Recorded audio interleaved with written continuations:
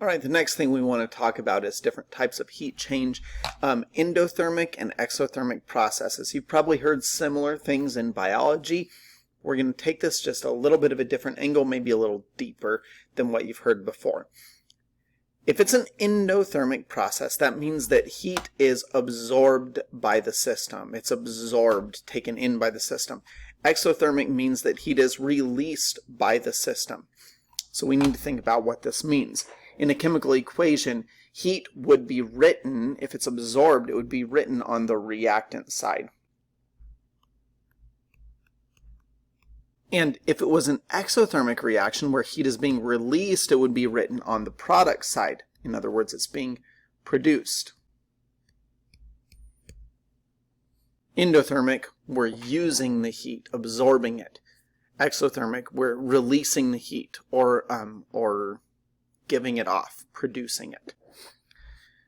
If we have an endothermic reaction, because the reaction is absorbing the heat, it's absorbing heat energy, the surroundings, whatever is around that chemical reaction or phase change, will become cooler.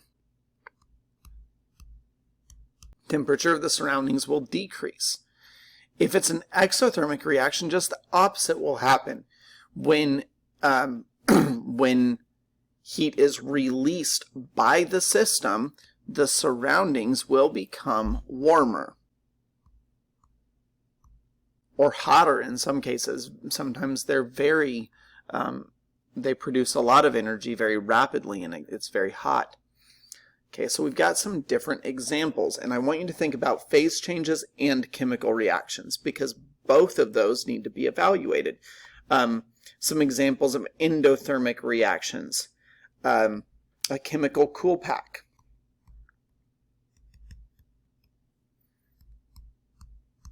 The surroundings will feel cooler because the surroundings have to release heat. The chemical cool pack is going to absorb heat from the surroundings, making the surroundings feel cool. Okay. Another example that you might think about, which is maybe a little bit different, would be something like melting.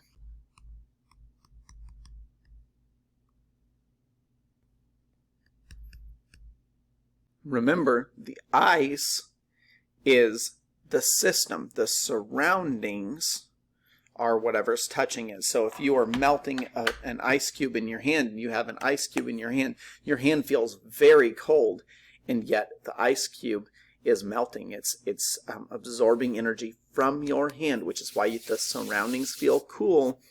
The ice cube is absorbing heat from your hand in order to change from solid to liquid. Melting is an endothermic process. Exothermic examples. Anytime we talk about burning, if you're burning something or if there's an explosion, that is an exothermic process. The net change is that there's a release of heat and the surroundings temperature would increase. Okay. And then on the other hand, we could think about something like freezing.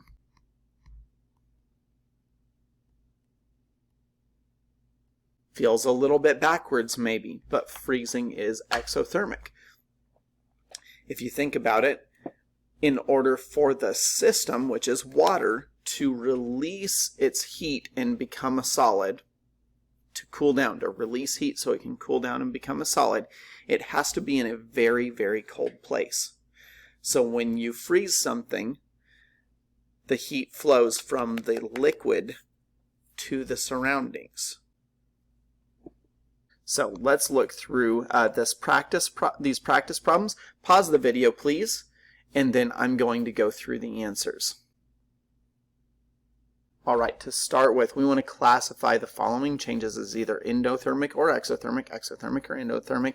I'm just going to write endo or exo just to keep it short. Think about the overall or net change. Sometimes a little bit of energy is put in to start the process, but we need to think about whether the system is absorbing or releasing energy.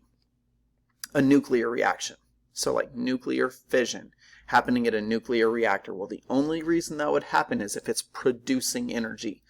producing energy or releasing energy is exothermic. A candle burning.